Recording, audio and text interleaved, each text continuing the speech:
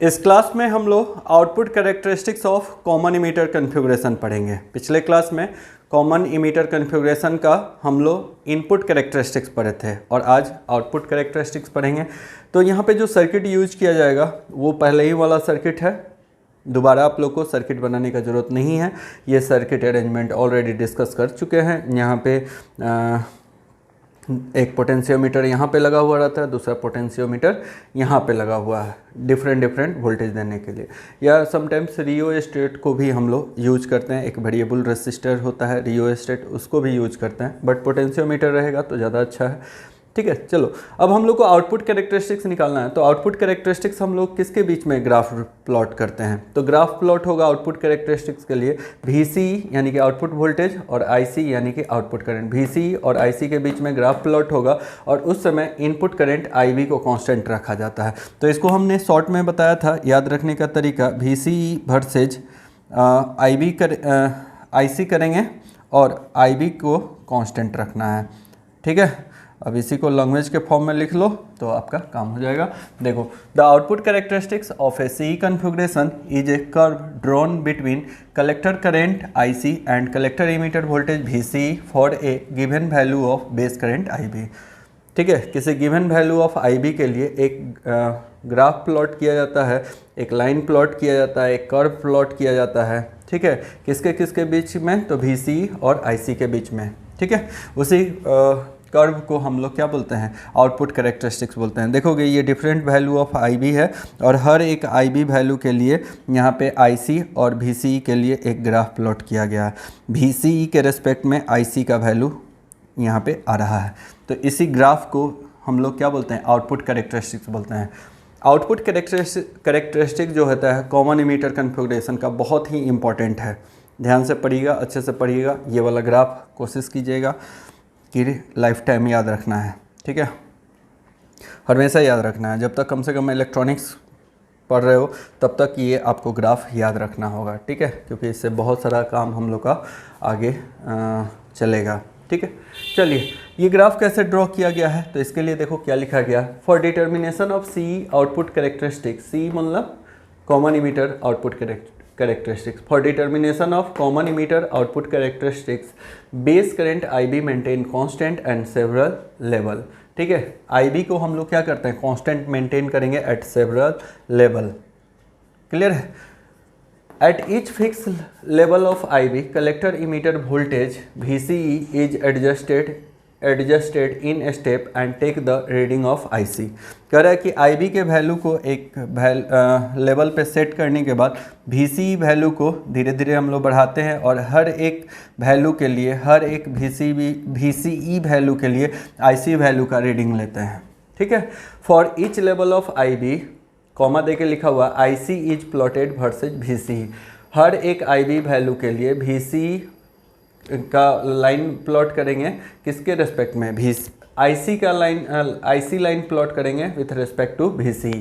ठीक है, तो चलिए ये कुछ बेसिक बातें हैं, ये ऑलरेडी जानते हैं और इसका जो ग्राफ है ऐसे आएगा। कैसे आएगा? तो चलो यहाँ पे वीडियो को पॉज करो, फटाफट लिख लो, उसके बाद फिर थोड़ा डुबकी लगाते हैं इस टॉपिक में।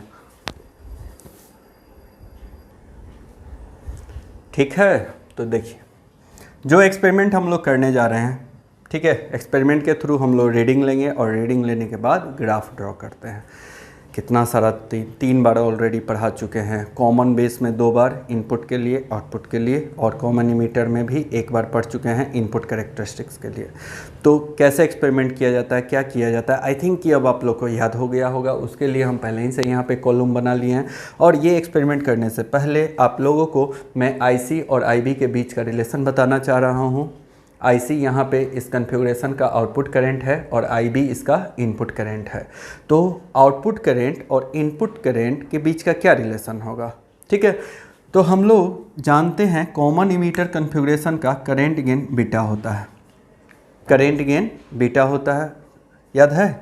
और बीटा का वैल्यू क्या होता है भाई? तो output current by input current. Output current IC है और इनपुट करंट IB है। So this is the ratio of output current and input current. So यहाँ से IC का वैल्यू अगर निकालते हो तो ये बीटा IB आ जाएगा। क्या ये नया चीज़ पढ़ा रहे हैं या पढ़ा चुके हैं? पढ़ा चुके हैं। यानी कि आपका जो IB आ रहा है, IC आ रहा है, बीटा टाइम्स IB आएगा। IC का वैल्यू बीटा टाइम्स IB आएगा। ये फिलहाल अभी दिमाग में रखोगे, उसके बाद हम लोग पढ़ेंगे। यानी कि ये IB जो भी होगा बीटा से मल्टीप्लाई होगा। मान लो इसका टिपिकल वैल्यू, बीटा का टिपिकल वैल्यू हम लोग 49 ले लिए, तो 49 इंटू IB का अब जो वैल्यू आएगा उतना में मल्टीप्लाई होके IC का वैल्यू आएगा। और यहाँ पे जो IC होता है ग्रेटर देन IB होता है, बहुत ज़्यादा होता है। बीटा टाइम से 49 मल्टीप्लाई होगा, IB का वैल्यू 2 वैल्यू है, तो IC का वैल्यू कितना होगा। देखो IB का वैल्यू अगर 2 मिली एम्पियर है, ठीक है, और IC का वैल्यू निकालोगे तो कितना आएगा। अगर बीटा का वैल्यू 49 है तो ठीक है, तो IC का वैल्यू कितना हो जाएगा, बीटा इंटू IB, और बीटा का वैल्यू है 49 इंटू IB का वैल्यू 2 मिली एम्पियर है, तो ये आ जाएगा 98, यही आएगा ना, 9 दूना 18, हाँ ठीक है 98 आ जाएगा, 98 मिली एम्पियर। देखो IB का वैल्यू 2 मिली एम्पियर है और IC का वैल्यू 98 मिली एम्पियर, मतलब IC का वैल्यू बहुत ज़्यादा आता है। ऐसे भी हम लोग जानते ही हैं यार, बीटा का वैल्यू जो होता है कि ट्रांजिस्टर में वो बहुत, सॉरी बीटा का वैल्यू बोल रहे हैं, बेस करंट का जो वैल्यू होता है ये बहुत कम होता है।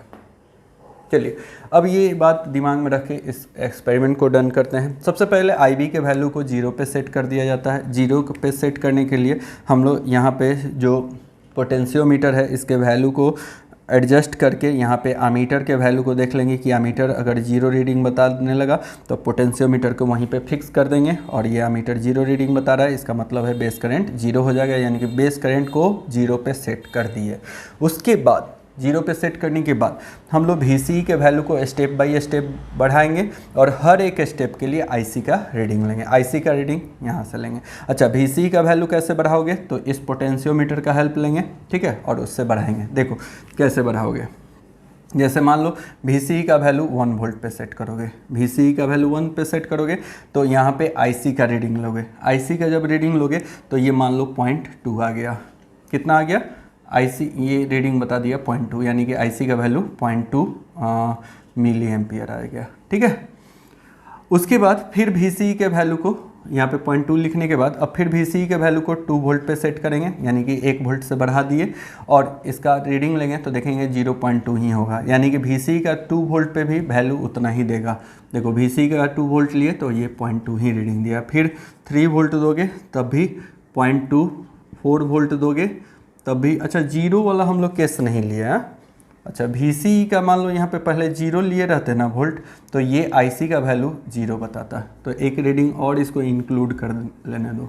देखो VCE का 0 के लिए IC का वैल्यू 0 होता, उसके बाद 1 वोल्ट देते तो 0.2 आ जाता, फिर 2 वोल्ट पे भी 0.2, फिर 3 वोल्ट पे भी 0.2, 4 वोल्ट पे भी 0.2 ही आता है। इस तरीके से VCE का वैल्यू जितना बढ़ाते गए हर एक वैल्यू के लिए 0.2 ही आ रहा है, ठीक है। अब इसके लिए ग्राफ ड्रॉ करेंगे। ग्राफ कैसे ड्रॉ करेंगे, तो देखो इसको हम मिटा देते हैं,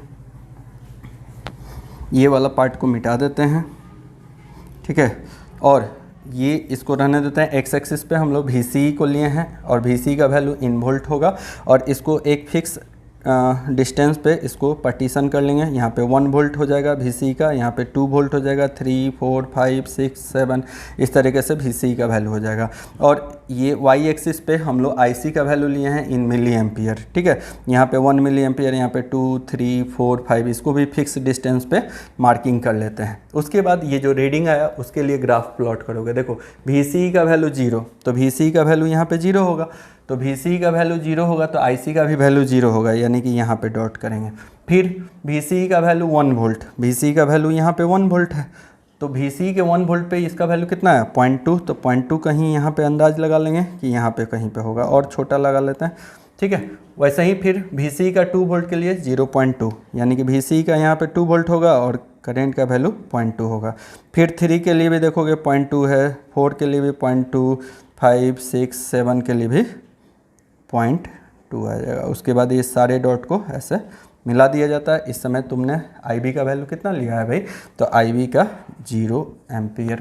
0 माइक्रो एम्पियर माइक्रो एम्पियर क्या, जीरो करंट हो गया तो उसका यूनिट लिखने का ज़रूरत नहीं है। इस तरीके से पहला ग्राफ प्लॉट करेंगे। दूसरा ग्राफ का लिए पहले रीडिंग लेना पड़ेगा। अब फिर से इस सिस्टम को रीसेट कर देंगे, ये सब रीसेट कर देंगे। अब यहाँ से पोटेंशियोमीटर के वैल्यू को बढ़ा के IB के वैल्यू को सेट कर लेते हैं कितना पे, 20 माइक्रो एम्पियर पे। 20 माइक्रो एम्पियर मतलब बहुत कम करंट है, ये माइक्रो में है ना, तो 20 माइक्रो का मतलब होता है 20 इंटू 10⁻⁻6, 20 डिवाइडेड बाई 10⁻6 करोगे ऐसे तो ये 6 जीरो आ जाएगा। आप सोच लो कि 20 को इतना से डिवाइड करोगे तो ये कितना वैल्यू कम आएगा, बहुत ही स्मॉल वैल्यू का करंट है। यानी कि यहाँ पे IB जो फ्लो होता है कॉमन इमीटर में, ये बात एकदम ध्यान से समझोगे। एम्पलीफायर आगे हम लोग को पढ़ना है और ये प्रॉपर्टी जानना बहुत ज़रूरी है। कॉमन इमीटर कन्फिग्रेशन में बेस करंट जो होता है वो इनपुट सिग्नल होता है या इनपुट करंट होता है और इसका वैल्यू बहुत ही कम होता है, ठीक है। उसके बावजूद भी इसका आउटपुट बहुत ज़्यादा आएगा क्योंकि बीटा टाइम से मल्टीप्लाई हो जाता है, ठीक है। तो बेस करंट याद रखो बहुत कम होता है। तो IB का वैल्यू 20 माइक्रो एम्पियर पे सेट करके छोड़ दिया जाता है। उसके बाद VC का वैल्यू 0 पे सेट किया जाता है, मतलब इस पोटेंशियोमीटर का हेल्प लेके, और इसका रीडिंग लिया जाएगा। तो इसका रीडिंग उस समय 0 आएगा, तो यहाँ पे 0 वोल्ट पे 0 माइक्रो एम्पियर आ जाएगा। उसके बाद इसके वैल्यू को 1 वोल्ट पे सेट किया जाता है। 1 वोल्ट पे इसका जो रीडिंग है हम इसके अनुसार बना देते हैं। मान लो इसका रीडिंग आ गया 2 मिली एम्पियर। कितना आ गया, 2 मिली एम्पियर आ गया, या 3 मिली एम्पियर देख लोगे, कुछ आ रहा है 1.5 मिली एम्पियर मान लेते हैं, ठीक है। VC का वैल्यू 1 लिए तो इसका करंट का वैल्यू 1.5 आया। तो VCE के 1 वोल्ट के लिए इसका वैल्यू 1.5 आया। फिर VC का वैल्यू को 2 वोल्ट पे सेट करोगे तो ये I2 का वैल्यू यानी कि A2 का वैल्यू यानी कि ये एमीटर 1.5 ही देगा। 2 वोल्ट पे भी 1.5, तो यहाँ पे 2 लिखेंगे 1.5 लिखेंगे। फिर 3 वोल्ट पे भी देखोगे 1.5 लगभग आता है। 4 वोल्ट पे थोड़ा सा इंक्रीज करेगा 5.1 के आसपास, और फिर 5 वोल्ट पे भी 1.5 ही आएगा, यानी कि 1.5 ही आया। अब इसके लिए प्लॉट करोगे ग्राफ तो 0 के लिए इसका रीडिंग देखोगे, VCE का वैल्यू यहाँ पे 0 होगा। देखो VCE का वैल्यू 0, ओरिजिन पे 0 होगा, और 0 वोल्ट के लिए IC का भी 0 होता है, यानी कि दोनों का वैल्यू 0, यानी कि यहाँ पे X एक्सिस वाला भी वैल्यू 0 और Y एक्सिस वाला भी वैल्यू ओरिजिन पे 0 होता है। तो ये एक पॉइंट यहाँ करेंगे। उसके बाद VCE के 1 वोल्ट के लिए IC का 1.5 वोल्ट है। देखो VCE का 1 वोल्ट के लिए VCE के 1 वोल्ट के लिए IC का 1.5 वोल्ट है। तो यहाँ पे कहीं पे 1.5 होगा, ये 1 है ये 2 है, तो इसके बीच में आ जाएगा, ठीक है। उसके बाद 2 वोल्ट पे 2 वोल्ट VCE के लिए IC का वैल्यू अगेन 1.5, 3 वोल्ट के लिए भी 1.5, 4 के लिए भी 1.5, 5 पे थोड़ा सा हल्का सा इंक्रीज किया ऐसे, और ये सारे डॉट को जब मिलाओगे तो कुछ ग्राफ ऐसा बनेगा, ठीक है। आ रहा है समझ में। फिर अगला IB का वैल्यू, यानी कि इसमें IB का वैल्यू कितना लिए थे, IB का वैल्यू 20 माइक्रो एम्पियर के लिए ड्रॉ किए। अच्छा ये देखोगे IC का वैल्यू मिली एम्पियर में रहा और IB का वैल्यू माइक्रो में है, तो मिली एम्पियर वाला वैल्यू ज़्यादा होता है, माइक्रो वाला वैल्यू बहुत कम होता है, ठीक है। मिली एम्पियर का मतलब होता है कोई भी क्वांटिटी में 10⁻³ से मल्टीप्लाई करते हैं, और माइक्रो एम्पियर का मतलब होता है किसी क्वांटिटी में 10⁻6 से। ये -3 है, -6 है, तो ये वाला वैल्यू छोटा होता है, यानी कि बेस करंट। ऐसा ही ये अलग अलग IB वैल्यू के लिए ग्राफ ड्रॉ करोगे, जो फेयर में ग्राफ ड्रॉ किए हो वही वाला ग्राफ यहाँ पे ड्रॉ कर लेंगे, ठीक है। ऐसे ये यहाँ पे IB का वैल्यू कितना है, 40 माइक्रो एम्पियर है। तो आई थिंक कि अब आप लोग को समझ में आ गया होगा। सबसे पहले तो ये समझना ही ज़रूरी होता है, बाद बाकी तो इसका हम लोग प्रॉपर्टी पढ़ ही लेते हैं, बट मैक्सिमम स्टूडेंट लोगों का कंप्लेन होता है कि सर ये सब नहीं समझ में आता है, ठीक है। मेरे पढ़ाए हुए स्टूडेंट लोगों का कंप्लेन नहीं रहता है, देख लेना यार, शिकायत मत कराना, इतना मेहनत तो जो है बेकार मत जाने लेना, ठीक है। तो आई होप कि आप लोग को ये बात समझ में आ गया होगा। चलो फटाफट इसका रीडिंग वगैरह लिखना चाहते हो तो लिख लो। अब नेक्स्ट डिस्कशन करेंगे हम लोग। ये जो कैरेक्टरिस्टिक्स है इसको टोटल 4 भाग में बांटा गया है, ठीक है। 4 रीजन में बांटा गया। कौन कौन से रीजन में बांटा गया है, तो पहला हम लोग पढ़ेंगे सैचुरेशन रीजन। देखोगे ये वाला जो रीजन है ना, ये वाला जो रीजन है जहाँ पे हम लाइन ऐसे कर रहे हैं, ये सैचुरेशन रीजन है। इस रीजन में क्या होता है कि वोल्टेज के रेस्पेक्ट में ये करंट का वैल्यू इंक्रीज करता है, ठीक है। एक लाइन याद रखो कि in this region the collector current IC is increases with respect to increase in VCE voltage. VCE voltage को बढ़ाते हैं तो इस रीजन में कलेक्टर करंट देखो यहाँ पे बढ़ा, ठीक है। और ये जो रीजन है लगभग 1 वोल्ट के नीचे का रीजन है, यानी कि सेचुरेशन रीजन 1 वोल्ट के नीचे का रीजन होता है। ये बात एकदम दिमाग में डाल के रख लो। कॉमन इमीटर कन्फिगुरेशन में सेचुरेशन रीजन कब मिलता है? जब VCE का वैल्यू लेस देन 1 वोल्ट हो।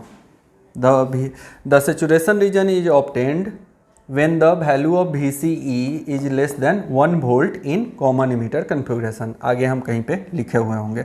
इस रीजन में वोल्टेज और करंट दोनों डायनेमिक फॉर्म में रहता है, मतलब दोनों वेरिएबल फॉर्म में होता है, ठीक है।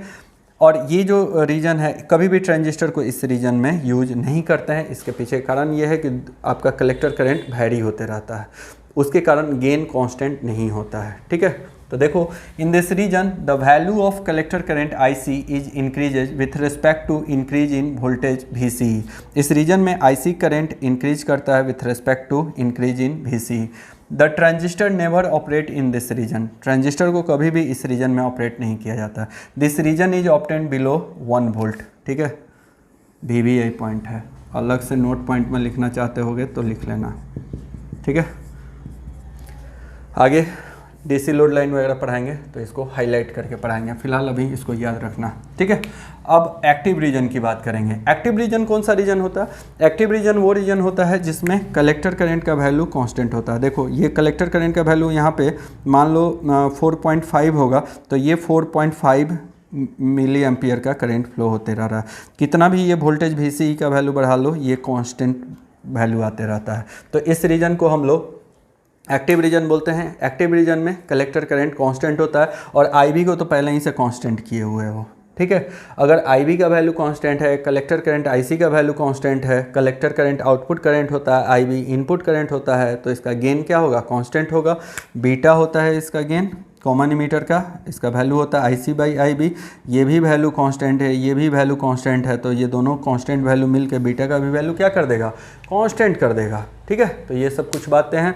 अच्छा, ये जो एक्टिव रीजन है ये कितना वोल्ट के लिए मिलेगा? तो एबव 1 वोल्ट मिलता है, या ग्रेटर देन VCE का वैल्यू 1 वोल्ट के ऊपर जाता है तब ये एक्टिव रीजन मिलता है। 1 वोल्ट से नीचे सेचुरेशन रीजन, 1 वोल्ट के ऊपर एक्टिव रीजन, ठीक है। इस पर न्यूमेरिकल भी बनाएंगे। बहुत बार क्वेश्चन जब हम लोग बनाते हैं तो उस समय VCE का वैल्यू नहीं दिया रहता है और क्वेश्चन में लिखा रहता है कि भैया एक्टिव रीजन में है, तो एक्टिव रीजन में रहता है तो 1 वोल्ट VCE का वैल्यू लेके बना लेते हैं। या बुक्स में देखोगे अपने आप ही राइटर साहब लोग VCE का वैल्यू 1 वोल्ट लेके बना दिए हैं क्वेश्चन को।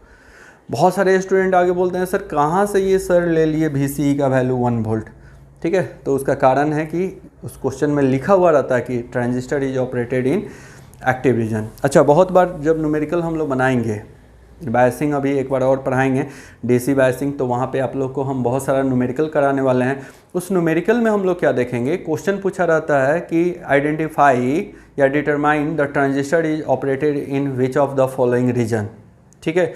कि भैया ये जो ट्रांजिस्टर है, जो ट्रांजिस्टर सर्किट दिया हुआ है, ये किस रीजन में ऑपरेट हो रहा है? सैचुरेशन रीजन में ऑपरेट हो रहा है, और एक्टिव रीजन में ऑपरेट हो रहा है, या कट ऑफ रीजन में ऑपरेट हो रहा है? तो VCE के वैल्यू से हम लोग पकड़ लेते हैं कि सैचुरेशन रीजन में कि कट ऑफ रीजन में। क्वेश्चन सॉल्व किए, VCE का वैल्यू 1 वोल्ट से कम आ गया, VCE का वैल्यू 1 वोल्ट से कम आ गया, तो हम लोग बोलते हैं कि भैया ये सैचुरेशन रीजन में। VCE का वैल्यू 1 वोल्ट से ऊपर आ गया, 1 वोल्ट या 1 वोल्ट से ऊपर आ गया, तो हम लोग बोलते हैं एक्टिव रीजन। कट ऑफ का अभी कहानी बताएंगे, फिलहाल 2 रीजन समझिए। देखो इसमें पहला पॉइंट हमने लिखा है, in this region the collector current is remain constant even when voltage VCE increases for constant value of IB। कह रहा है कि कांस्टेंट वैल्यू ऑफ IB के लिए IC का वैल्यू इस रीजन में कांस्टेंट होता है विथ रिस्पेक्ट टू VCE का वैल्यू कितना भी बढ़ा रहे हो, ये कांस्टेंट करंट का वैल्यू आ रहा है। The active region is obtained above 1 volt in CE configuration. VBI point है, याद रखना, ठीक है। Active region is obtained above the 1 volt in CE configuration. Next point, generally transistor is operated in this region because the current gain is constant. Transistor को generally इसी reason में operate करते हैं, खास करके जब एम्पलीफायर सर्किट का design करते हैं तब। जब ऑन ऑफ स्विच की तरह यूज किया जाता है ट्रांजिस्टर को, तब उसको एक्टिव रीजन में यूज नहीं करते हैं, ठीक है, एक्टिव रीजन में ऑपरेट नहीं करते हैं। बट जब एम्पलीफायर सर्किट में इसको यूज किया जाता है तब उस केस में इसको किस रीजन में ऑपरेट किया जाता है? एक्टिव रीजन में ऑपरेट किया जाता है। आ रहा है समझ में? नहीं आ रहा है, कोई बात नहीं, क्या करोगे, अगर आ रहा होगा तो बहुत अच्छी बात है। कुछ दुखियारी लोग बैठे होंगे, सर क्या क्या पढ़ाते रहते हैं, कुछ तो इधर घुसता है नहीं, आता है नहीं। चलो, वैसे लोगों का दूध भात है। चलिए ठीक है, नेक्स्ट पॉइंट पढ़ते हैं। The value of collector current is beta times the base current I B. इस रीजन में जो बेस करेंट का कलेक्टर करेंट का वैल्यू होता है beta times of I B होता है, ठीक है।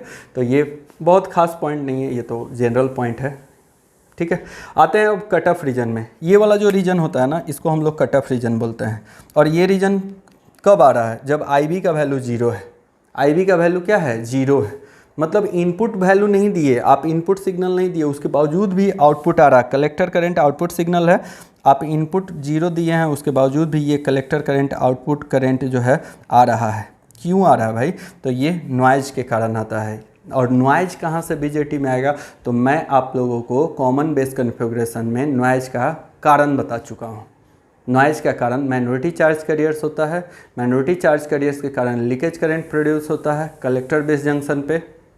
माइनॉरिटी चार्ज कैरियर्स के कारण लीकेज करंट प्रोड्यूस होता है, और वो लीकेज करंट जब ज़रूरत पड़ता है तो अपना रंग दिखाता है, यानी कि नॉइज प्रोड्यूस करता है। देखो, हमने पहला पॉइंट लिखा है, this region is obtained for the value of base current I B equal to zero. मतलब आई बी का वैल्यू जीरो होता है तब ये रीजन मिलता है। Transistor never operate in this region. कभी भी ट्रांजिस्टर को इस रीजन में ऑपरेट नहीं किया जाता है, ठीक है।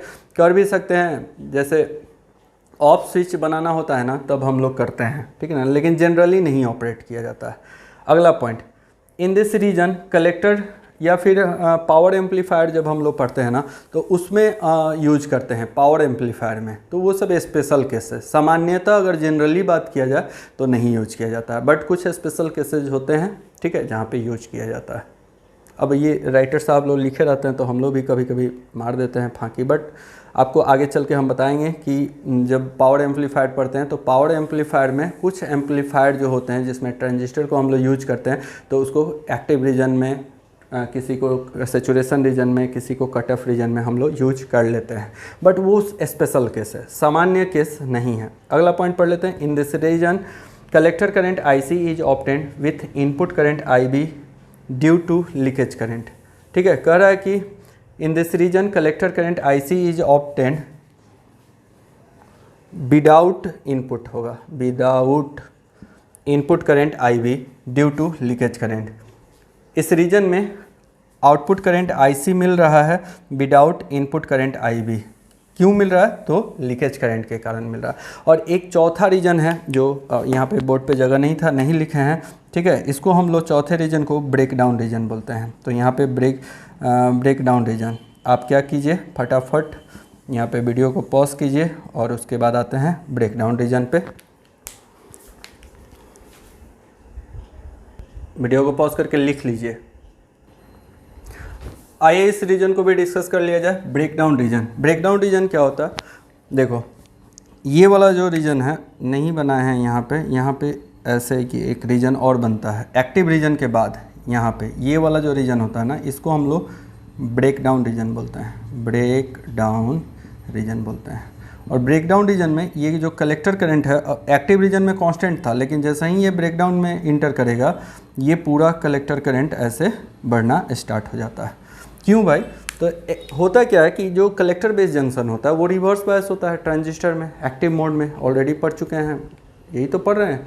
Collector base junction reverse bias होता है। तो क्या होता है कि रिवर्स बायस वोल्टेज अप्लाई किए हो तो रिवर्स बायस के केस में एक टाइम ऐसा आता है कि collector base junction breakdown हो जाता है, और वो जो ब्रेक डाउन होता है अवलांचे ब्रेक डाउन होता है। आप लोग को हम बताए होंगे कि दो तरह का ब्रेक डाउन होता है रिवर्स बायस में, एक को अवलांचे ब्रेक डाउन बोलते हैं, दूसरे को जेनर ब्रेक डाउन बोलते हैं। तो यहाँ पे अवलांचे ब्रेक डाउन हो जाएगा, कलेक्टर बेस जंक्शन वैनिश हो जाएगा। जैसे ही कलेक्टर बेस जंक्शन वैनिश होगा कलेक्टर करंट का वैल्यू सडनली इंक्रीज कर जाता है। ठीक है, देखो लिखे हैं this region is obtain when collector base junction is avalanche breakdown and collector current is increases abruptly मतलब लगातार बढ़ जाएगा, बहुत ज़्यादा बढ़ जाएगा। Due to flow of high value of IC the transistor में गेट डैमेज। अब यहाँ पे आईसी का वैल्यू बहुत ज़्यादा फ्लो होने लगेगा जिसके कारण आपका जो ट्रांजिस्टर है वो डैमेज हो जाएगा। So transistor is never operated in this region. कभी भी ट्रांजिस्टर को इस रीजन में ऑपरेट नहीं किया जाता है, आपको बहुत सेफली ट्रांजिस्टर को ऑपरेट करना पड़ता है। आईसी का वैल्यू बहुत ज़्यादा नहीं बढ़ना चाहिए, कूलिंग का ध्यान रखना पड़ता है। ज़्यादा टेम्परेचर प्रोड्यूस होगा, लीकेज करंट टेम्परेचर के कारण लीकेज करंट का वैल्यू बढ़ेगा और लीकेज करंट आईसी के वैल्यू को बढ़ा देता है, कलेक्टर करंट के वैल्यू को बता देता है, कॉमन बेस में बताए होंगे। ठीक है, अब लीकेज करंट जब आईसी के वैल्यू को बढ़ा देगा तो एक टाइम ऐसा आएगा कि जंक्शन ब्रेक हो जाएगा। जंक्शन ब्रेक, हाँ ऐसा होता है, देखो टेम्परेचर से लीकेज करंट बढ़ता है और लीकेज करंट से कलेक्टर करंट बढ़ता है और कलेक्टर करंट फिर टेम्परेचर को बढ़ाएगा, टेम्परेचर फिर लीकेज करंट को बढ़ाएगा। आगे हम लोग थर्मल रनअवे एक टॉपिक पढ़ते हैं। ठीक है, अकॉर्डिंग टू सिलेबस देखो कैसे होता है। टेम्परेचर बढ़ाता है लीकेज करंट को, यानी कि ये आई नॉट को बढ़ाता है और आई नॉट जो है ये लीकेज करंट है, ये आईसी को बढ़ाता है, आईसी से फिर टेम्परेचर इंक्रीज करता है। इस तरीके से ये साइकिल चलता है। देखो टेम्परेचर बढ़ाया लीकेज करंट को, लीकेज करंट बढ़ाया कलेक्टर करंट को, कलेक्टर करंट टेम्परेचर को, और एक साइकिल चलते रहता है। इस साइकिल में अगर पड़ गया ट्रांजिस्टर, इस साइकिल के अंडर में आ गया तो फिर ट्रांजिस्टर को कोई नहीं बचा सकता है, ट्रांजिस्टर जल जाएगा। इसलिए उसके टेम्परेचर को मेंटेन रखना पड़ता है, ज़्यादा टेम्परेचर नहीं बढ़ने देना होता है। ठीक है, तो चलो यहाँ पे हम लोग कंप्लीट कर लिए। अब हम लोग रिलेशनशिप पढ़ेंगे कलेक्टर करंट और लीकेज करंट का, तो इसको फटाफट लिख लीजिए, बोर्ड को पूरा का पूरा इरेज करने वाले हैं। सो हमारा नेक्स्ट टॉपिक है relationship between collector current and leakage current. Common base configuration के लिए भी ये रिलेशन हम लोग पढ़े थे और अभी हम लोग कॉमन इमीटर कन्फिग्रेशन के लिए ये रिलेशन पढ़ने जा रहे हैं और बहुत ही इंपॉर्टेंट ये रिलेशन है, इसको याद रखिएगा। न्यूमेरिकल्स भी पूछा जाता है एग्जाम्स में और इससे आपको इसका जो रिलेशन है वो भी डायरेक्टली पूछा जाता है। बहुत सारे कॉम्पिटिटिव एग्जाम में फार्मूला पूछता है कि which of the following is the correct relation of collector current and leakage current for CE configuration. ठीक है, तो पिछले क्लास में आप लोग को याद होगा हम लोग कॉमन बेस का कलेक्टर करंट पढ़े थे IC equal to alpha IE plus ICBO। इसी से हम लोग डिराइव करते हैं कलेक्टर करंट का equation for common emitter configuration. ये जो इक्वेशन है ये किसके लिए है? For common base configuration. ठीक है, तो ये कॉमन बेस का कन्फिग्रेशन हो गया और यहाँ पे I का वैल्यू हम लोग को पता है। I को हम लोग IB प्लस IC लिख लें, बोलो, प्लस ICBO होता है। यहाँ पे I हम लोग जानते हैं ना, I इक्वल टू क्या होता है? IB plus IC। अभी तक तो 10-15 बार बोर्ड पे लिख ही चुके होंगे ये वाला इक्वेशन या वैल्यू। अब देखो इसको क्या करोगे, अल्फ़ा से दोनों पार्ट को मल्टीप्लाई करोगे तो alpha IB plus alpha IC हो जाएगा। अल्फ़ा से IB को मल्टीप्लाई किए, फिर IC को मल्टीप्लाई किए, प्लस ICBO। ठीक है, अब देखो इस साइड में IC है, ये अल्फ़ा IC को एक लेफ्ट हैंड साइड में लाएंगे तो IC माइनस इधर जब आएगा तो माइनस अल्फ़ा IC हो जाएगा, इक्वल टू अल्फ़ा IB बच जाएगा राइट हैंड साइड में, प्लस ICBO बच जाएगा। ठीक है, यहाँ से IC का वैल्यू कॉमन ले लो तो ये क्या बचेगा, 1 माइनस अल्फ़ा हो जाएगा, equal to alpha IB plus ICBO होगा। ठीक है, यहाँ से IC का वैल्यू निकालना है तो इस वैल्यू को इधर भेज देंगे तो डिवाइड हो जाएगा alpha divided by 1 minus alpha IB plus ICBO divided by 1 minus alpha.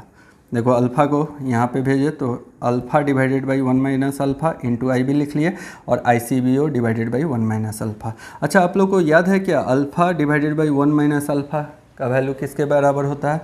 Beta equal to proof कराए हैं alpha divided by 1 minus alpha, यानी कि alpha divided by 1 minus alpha किसका वैल्यू दे देता है? बीटा का वैल्यू देता है। तो इसके बदले हम बीटा लिख लें तो बीटा IB हो जाएगा, प्लस ये जो वैल्यू है ये हो जाएगा ICBO divided by 1 minus alpha. ठीक है, ये किसका वैल्यू आ गया? IC का वैल्यू आ गया। ठीक है। और ये पूरा जो वैल्यू है एक लाइन और लिखेंगे, ये जो IC का वैल्यू है इसको ऐसे भी लिखा जाता है बीटा IB प्लस ये वाला जो वैल्यू है इसको ICEO लिखा जाता है। इसको क्या लिखा जाता है? ICEO लिखा जाता है। कलेक्टर इमीटर लीकेज करंट इसको पढ़ते हैं। ओ लगा हुआ तो लीकेज करंट को रिप्रेजेंट कर रहा है, किसी भी करंट में ओ लगा हुआ होगा तो लीकेज करंट को रिप्रेजेंट करेगा।